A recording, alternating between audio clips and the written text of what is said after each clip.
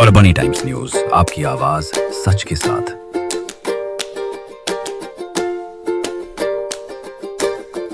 Sir, Republic सेनेच्या वतीनं आपल्या कार्यालयाला वारंवार निवेदन देण्यात आलेले, तर आता कोणतीही कारवाई होता दिसत नाही.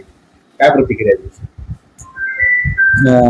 आताच एक रिपब्लिकन युवा सेनेचं निवेदन प्राप्त झालेलं आहे आणि त्या निवेदनाच्या अनुषंगाने या कार्यालयाकडून सहाय्यक आयुक्त मत्स्य व्यवसाय हे आमचे वरिष्ठ त्यांचं म्हणणं मांडतील व त्याच्यावर लगेच कारवाई करण्याचा प्रयत्न करतील. बरेच दिवसापूर्वी मागणी साहेब आतापर्यंत कारवाई व्हायला पाहिजे, पण ती झाली नाही.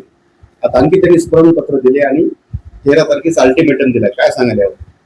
नाही, या विषयावर तेच मार्गदर्शन करतील, तेच त्यांचं म्हणणं मांडतील. चालतं. येलदरी जलाशयावर पारंपरिक पद्धतीने मागच्या 5 दशकापासून मासेमारी करणाऱ्या, मासेमारीवर आपली उपजीविका चालवणाऱ्या शेकडो मच्छीमार बांधवांवर मत्स्य विभागाकडून अन्याय केला जात आहे.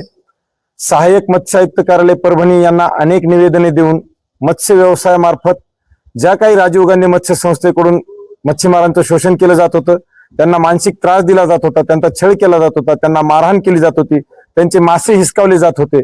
या संदर्भाने आम्ही अनेक वेळा सहाय्यक मत्स्य आयुक्त परभणी तथा विभागीय मत्स्य आयुक्त संभाजीनगर यांना पत्रव्यवहार केले, परंतु केवळ जातीय द्वेषातून येथे कर्तव्यावर असलेले सुरोसे साहेब, जे की सहाय्यक मत्स्य आयुक्त आहेत, परभणी येथे नियुक्त आहेत, त्यांच्याकडून केवळ जातीय द्वेषातून प्रकल्पग्रस्त मागासवर्गीय मच्छीमारांना दुय्यम दर्जाची वागणूक दिली जाते. पाठीमागच्या कार्यकाळामध्ये मागासवर्गीय मच्छीमारांना मारहाण झाली, त्या संदर्भाने आम्ही माननीय जिल्हाधिकारी कार्यालयासमोर आत्मदहन देखील केले. त्या आत्मदहनानंतर आम्हाला अद्यापर्यंत परवाने प्राप्त झालेले नाहीत.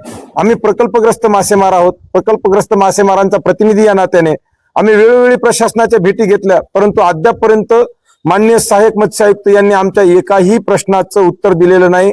या उलट कार्यालयात आल्यानंतर आमच्याशी आरेरावीची भाषा करून आम्हाला दुय्यम वागणूक दिली जाते, आम्हाला तुच्छ वागणूक दिली जाते, अपमानास्पद वागणूक दिली जाते. त्या निषेधार्थ येत्या 13 ऑगस्टला स्वातंत्र्य दिनाच्या पूर्वसंध्येपासून, स्वातंत्र्य दिनाच्या पूर्वी आम्ही जिंतूर तालुक्यातील प्रकल्पग्रस्त मागासवर्गीय मासेमार, ज्यांची उपजीविका केवळ मासेमारीवर चालते, असे शेकडो कुटुंब लेकरा बाळांसह या सहाय्यक मत्स्य आयुक्त कार्यालयासमोर, कार्यालयाच्या दालनासमोर अन्न त्याग उपोषणास बसत आहोत.